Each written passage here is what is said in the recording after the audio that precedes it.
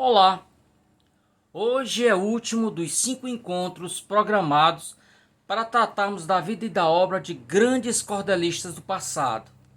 Ao longo das outras videoaulas, tratamos um pouco sobre a vida e a obra de Leandro Gomes de Barros, João Martins de Ataíde, Francisco das Chagas Batista e Expedito Sebastião da Silva. E hoje, fechando esse ciclo, nós iremos tratar da vida e da obra do poeta e editor paraibano Joaquim Batista de Sena. Então, sem mais delongas, vamos aí trazer logo algumas notas biográficas do autor.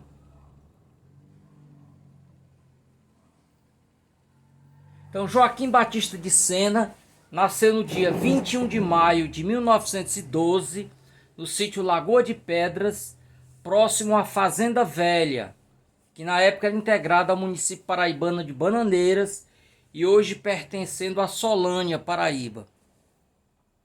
O poeta era filho de Manuel Batista de Sena e Francisca Ana das Dores, lavradores e pequenos proprietários rurais. Aprendeu a ler com imensa dificuldade numa carta de ABC de Landelino Rocha. Eu, inclusive, trago aqui a imagem dessa cartilha. Foi muito famosa na época e atravessou gerações, né? E foi auxiliado por um feitor de estradas que passava rapidamente pela manhã e lhe ensinava uma lição, retornando somente no final da tarde para retomá-la.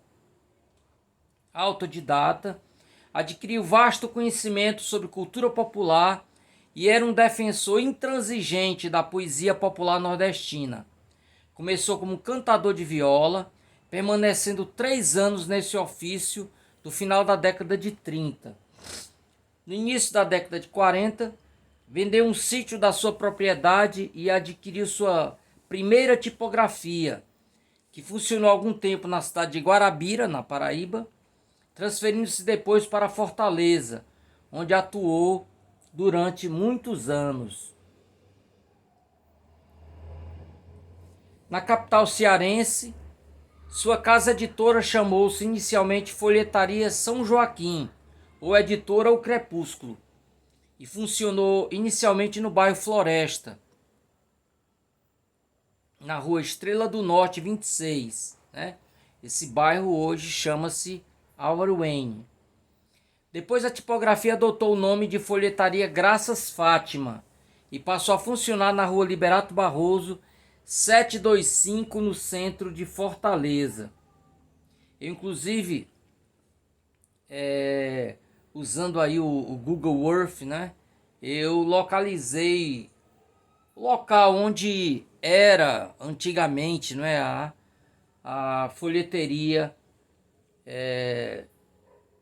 do Batista de Sena, né? E hoje é uma loja, acho que de artigos de couro. Vocês olham aí. O poeta explicava a razão do título da tipografia. Durante a passagem da imagem peregrina de Nossa Senhora de Fátima pelo Nordeste, na década de 50, ele conseguiu ganhar muito dinheiro vendendo folhetos sobre a visita da santa, ampliando consideravelmente seus negócios. Por essa época foi vítima de um naufrágio na Baía de Quebra-Potes, no Maranhão. Salvou-se nadando, mas perdeu uma malha de folhetos contendo diversos originais. Em 1973, vendeu sua gráfica e sua propriedade literária para Manuel Caboclo e Silva. Eu coloquei também aqui a localização e uma imagem da localidade de Quebra-Pote, no Maranhão, né, onde ele naufragou em 1954. Na década de 1980, o poeta viveu por alguns anos no Rio de Janeiro, para onde se mudou com parte da família. Ali tentou montar uma editora de cordel, porém não foi adiante, pois os filhos preferiam direcionar as atividades da gráfica para o ramo comercial. Nesse período, conviveu com Gonçalo Ferreira, Raimundo Santa Helena, Mestre Azulão, Apolônio Alves dos Santos e outros poetas em atividade na Feira de São Cristóvão,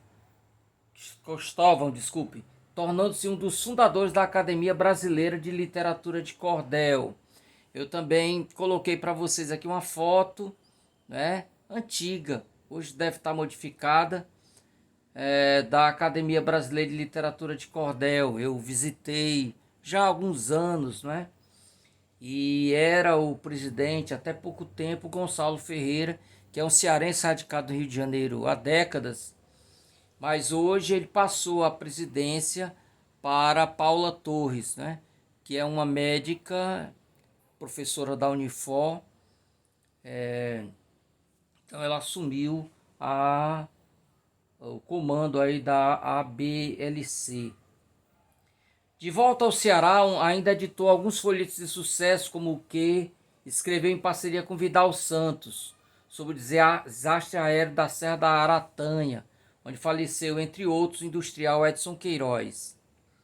Faleceu às 5 horas e 30 minutos do dia 13 de outubro de 1993 em Fortaleza, vindo a ser sepultado no cemitério Parque da Paz. Ok? Aqui eu coloquei também para vocês a certidão de óbito. Aqui a causa da morte: parada cardiorrespiratória, infecção intestinal e arritmia. Algumas obras de Batista de Sena, são muitas, né? A filha noiva do pai, ou Amor, Culpa e Perdão. A morte comanda o cangaço. A tragédia do avião que se espatifou no Pico de Aratanha e matou 136 pessoas. As 7 espadas de dores de Maria Santíssima. História de Manuel Seguro e Manuel Checheiro. História do homem que deixou a mulher por uma jumenta. História do rei teimoso. História da novela de Antônio Maria em versos de cordel. História da vida, morte e enterro de Fernando da Gata. Foi um criminoso muito famoso, né? Nos anos 80. História de Braz e Anália. História de João Mimoso e o Castelo Maldito. História do assassinato de Manuel Machado e a vingança do seu filho Samuel. História do príncipe João Corajoso e a princesa do reino Não Vai Ninguém. História dos 3 irmãos lavradores e os 3 cavalos encantados. Luta e vitória de São Cipriano contra Adrião Mágico. O amor de uma órfã, ou Conrado e Lúcia. O defensor da honra e a Barba Azul do Sertão. E o Barba Azul do Sertão. E finalmente os amores de Chiquinho e as bravuras de Apolinário, né? Aqui eu coloquei, pessoal, para vocês o resumo de alguns cordéis dele. Inclusive tive cuidado de deixar o link para vocês acessarem a íntegra do cordel na Fundação Casa de Rui Barbosa. Então são apenas alguns, né? História de Braz e Anália. O resumo: trágica história envolvendo um casal de jovens. O caixeiro viajante Braz foge com Anália da casa do pai desta, um fazendeiro rico e impiedoso que mantinha um grupo de jagunços. Uma onça, no entanto, acaba matando a moça. Após matar o animal, Braz retorna à casa do pai da jovem para contar a infausta notícia. Enfrentando e derrotando os mercenários do fazendeiro, Braz ganha o direito de desposar a irmã da falecida, a igualmente bela Conceição. Então esse é o cordel História de Braz e Anália. Outro cordel chamado Os Amores de Chiquinho e as Bravuras de Apolinário. História de valentia e de amor. Após derrotar jagunços e um fazendeiro, o jovem Apolinário foge, vindo a ser albergado na fazenda do Major Luiz Macedo, localizada em Caicó, Rio Grande do Norte. No entanto, tempos depois, instigado por um cangaceiro chamado João Severino, o major passa a desconfiar da honradez de Apolinário, vindo a atentar contra a vida dele. Vencendo o major e derrotando o cangaceiro e outros jagunços, Apolinário tem sua bravura premiada, recebendo a mão da filha do major em casamento, além de dinheiro, gado e fazenda. João Valente e o Dragão de Três Cabeças. História de aventura e fantasia. Em um reino muito distante, o jovem João Valente enfrenta um dragão de 3 cabeças, o qual dizimava o rebanho de ovelhas do rei e trazia grande pavor às pessoas da região. Valendo-se de suas habilidades com a espada, a besta e o violão, a besta, vocês sabem, né, um tipo de lança-flechas, não é? Vai cortando um a um as cabeças do monstro, obtendo a cada vitória um castelo e muitas riquezas. Nesse meio tempo, um cocheiro mente para o rei, dizendo ser ele a pessoa que vem derrotando a fera. No final, no entanto, a verdade é esclarecida, o cocheiro é impiedosamente castigado e João Valente recebe a mão da filha do rei como recompensa de suas façanhas. Então, para quem já é versado em cordel, sabe muito bem que esse cordel dialoga com a história de Juvenal e o Dragão, não é? Que é um cordel do Leandro Gomes de Barros, no qual também você tem um jovem que vence um dragão e que há uma pessoa que tenta se passar como tomar o lugar dele, né? E ele acaba sendo desmascarado e o verdadeiro herói no final é premiado com a mão da princesa. Então, gente, eu reuni aqui algumas características da marca da poesia de Batista de Sena. É lógico que esse encontro ele instiga, não é? Que vocês se aprofundem na obra do autor e aí vocês ali encontrarão marcas que talvez não estejam contempladas, né, neste meu levantamento. Então é baseado em alguns dos cordéis dele que eu li. Então eu fiz esse apanhado aqui, né, esse resumo do que eu vejo como marcas da poesia dele. Então Sena era um grande poeta, de verve apurada e rico vocabulário. Isso é consenso entre os analistas, né, os estudiosos da obra dos grandes cordelistas. Conhecia bem os costumes, a fauna, a flora e a geografia nordestina, motivo pelo qual seus romances eram ricos em descrições dessa natureza. Eu quero, por exemplo, pessoal, voltar aqui um pouco para trazer para vocês a seguinte passagem de um cordel chamado Triste Partida de Francisco do Vale e Maria Romana, os Romeiros de Canidé. Olha como vocês percebem aí como eram ricas as descrições, que ele se valia desse conhecimento da fauna e da flora e dos costumes. Não se via folha verde nos vales, baixio e serra. Os insetos se mudaram, pois a natureza em guerra se encarregou de extinguir todos os viventes da terra. Todo sertão pesaroso nem sequer chiava um grilo, obedecendo ao silêncio da natureza, em sigilo. Parece que Deus do céu dormia um sono tranquilo. Então olhem como a oração se desenvolve de maneira natural, né? Ele é um poeta que não demonstra esforço, né, no trabalho com o verso, então corre fluido, né? E aí ele vai enriquecendo com elementos da fauna, da flora, né? Então uma poesia elegante, bem escrita, né? E observem que ele é praticamente um autodidata, não é? Ele teve aquele auxílio lá que eu falei para vocês, né? Daquele senhor que o ajudava a deletrear a cartilha lá de ABC, mas praticamente foi um esforço, né, pessoal dele. Então, voltando para cá. Pode-se dizer que com sua morte fechou-se um ciclo na poesia popular nordestina e o gênero romance perdeu um dos seus maiores poetas. Então, o gênero romance eram aquelas histórias de maior fôlego, né? Histórias de maior fôlego, em que você tinha os vários personagens, né? Um enredo bem acabado. Muitos desses romances se passavam em locais longínquos, né? Visitavam o universo do maravilhoso, do mistério, girando em torno muitas vezes da figura de um herói, não é? A palavra romance nada tem a ver com as relações amorosas, muito embora em boa parte desses romances você tenha sim, né, a princesa, a amada, a musa do herói. Só agora, no início deste novo século, surgem novos romancistas que pretendem dar continuidade à trilha deixada pelo mestre.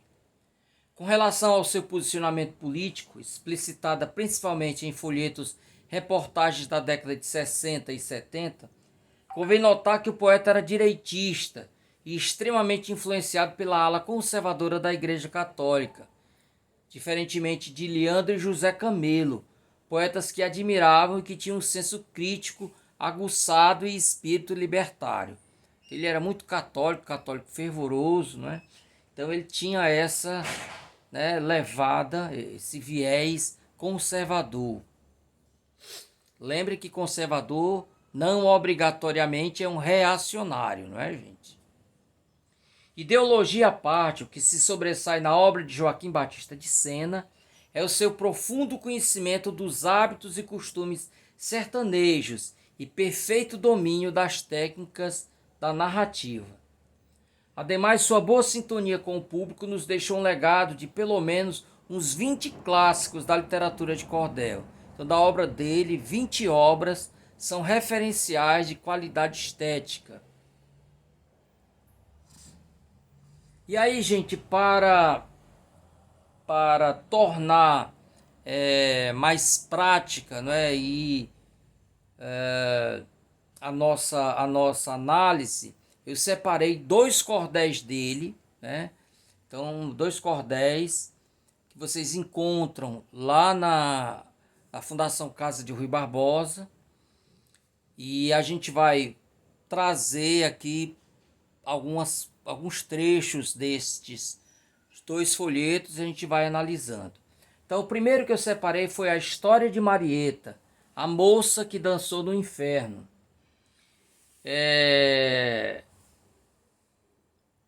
Na capa da edição que eu vi, né, que é de 76, eu não sei se é a primeira edição, foi publicado pela Casa dos Horóscopos. E é uma ilustração mostrando a protagonista seminua dançando com o diabo entre as chamas do inferno. É uma ilustração, não é? Não é um achilo. Ele utiliza a cestilha, são 37 cestilhas que compõem esse cordel, um cordel relativamente pequeno. Resumo do enredo, né? É uma história de moralidade mostrando o castigo da desregrada jovem Marieta. Ela era filha de uma viúva fogosa, né? E só pensava em diversão com o namorado. Durante o carnaval, depois de muita bebida, dança e banhos do mar, a jovem desmaia após afirmar que dançaria com o namorado até no inferno. Levada em espírito à morada dos mortos, o diabo lhe mostra os vários tipos de pecadores que ali sofrem suas penas eternas.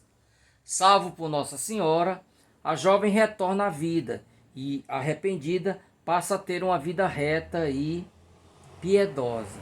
Então, gente, por este resumo, vocês já percebem aí aquilo que nós falávamos sobre a relação dele com a mentalidade católica, não é? Então, essa ideia do pecado, não é? Essas danças do carnaval, a bebedeira, o banho de mar, né? As poucas roupas que a personagem usava. Então, não percam nunca de vista, nós estamos falando de um cordel lá de meados da década de 70, né? Outro pensamento, outra mentalidade. Então, alguns aspectos técnicos, gente. É um cordel que mostra muito da habilidade, do domínio das técnicas narrativas. Isso não impede que haja alguns deslizes, como já reiterei em encontros passados. É muito natural para quem escreve, né, cometer alguns deslizes. Então, primeiro você tem um pé quebrado. Pé quebrado é quando você tem um verso que você tem menos de 7 sílabas ou mais de 7 sílabas. O poeta comete um erro aí na contagem das sílabas poéticas. Então, Marieta, que traje estranho. Marieta, que traje estranho. Marieta, que traje estranho. Então nós temos 8 sílabas em vez das 7. Eu com nada me acan. Aqui você só tem 6. Né? Beijo vai, beijo vem. 6 também. Há um erro de grafia, que ele usa luxuosa em vez de luxuriosa. Então isso pode ter o erro nem ter sido dele. Só para lembrar, nesse período ainda você tinha a construção das chapas, não é? Você ia colocando letrinha por letrinha, você ia pegando com a pinça a letrinha, não sei se de chumbo, metálica, e você ia colocando em cima de uma placa, você ia escrevendo o texto, juntando letrinha por letrinha. Então era muito comum que a pessoa encarregada desse trabalho às vezes esquecesse uma letra, não é? Cometesse esses erros. Então depois da chapa toda pronta ali, aí ele não ia desfazer tudo para poder substituir ou aumentar uma letrinha. Então esse erro não obrigatoriamente era dele. Então tão provado é que o erro não foi dele, que quando você conta o verso só dá 6. A mulher luxuó. Se fosse a mulher luxurió, teria dado 7. Então provavelmente não foi erro dele. O texto é rico em termos populares como que só renda de almofada, né? Aquelas comparações, né? Mais fácil que empurrar bêbado em ladeira, né? Rasgando o passo da ema é outra expressão popular presente neste cordel. Então eu separei, como afirmei, alguns trechos da obra para ir analisando aos poucos. Então, o primeiro verso que eu trouxe foi esse. O mundo está desgraçado, a terra está corrompida. Muitos já não creem em Deus e Maria concebida, e vão no inferno e volta aqui mesmo nessa vida. Então, como falei já nos encontros, era muito comum que os poetas, principalmente aqueles conservadores, né, trouxessem essa visão de mundo em que ele reitera a degradação dos costumes. A ideia aqui é que o mundo de antes era melhor do que o mundo atual em que vivemos. O homem se desregrou, se desviou dos bons valores, né, cristãos. Outra estrofe que eu trouxe. Marieta respondeu, querido, eu te afianço. Olha, eu estando contigo, tendo música, eu me balanço. E até dentro do inferno, havendo quem toque, eu danço. Então, o pecado maior é falar o que não se deve. Aquela ideia, né, de que o corpo paga pela língua, né? Então, o maior erro dela é essa arrogância, né? Essa exteriorização dessa arrogância na fala, né? Então, ela vai padecer por conta disso, né? Por ter falado demais, por ter usado demais. Terceira estrofe que eu separei. No segundo, ela se viu dentro de um prédio moderno, com uma placa de fogo na frente dizendo inferno, onde bradam os condenados dentro de um presídio eterno. Então eu separei essa estrofe por conta desse adjetivo moderno, né? É exatamente uma ideia que está casada com aquela primeira estrofe que falei, né? O mundo da modernidade é um mundo de degradação. Então aqui a modernidade como símbolo do pecado, né? Os novos tempos vão trazendo essa degradação de valores.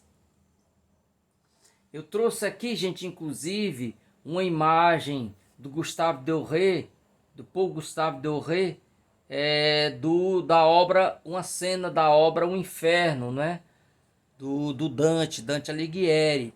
Porque vocês vão ver daqui a pouco como esse inferno representado se assemelha em alguma proporção com o inferno lá de Dante. Vamos ver agora.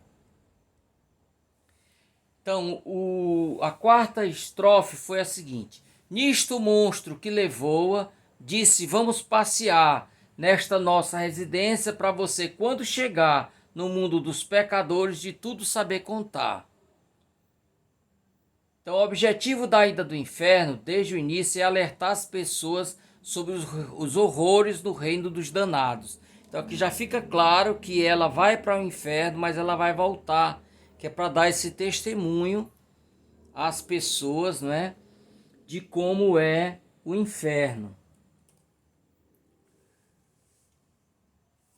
A quinta estrofe: os compadres amigados, para eles têm umas camas nas profundas do inferno, com angustiosa flamas, e são enormes os bramidos deles lá dentro das chamas. Então, nessa época, pessoal, já começava a discussão sobre o divórcio, né? Ele vai vir um pouco depois, ou mesmo ali por ali mesmo, né? Acho que Nelson Carneiro foi o deputado, né? Da lei do divórcio e tal. E aqui ele está falando contra esse pecado de você viver amigado, quer dizer, o casamento não ser oficial, não ter esse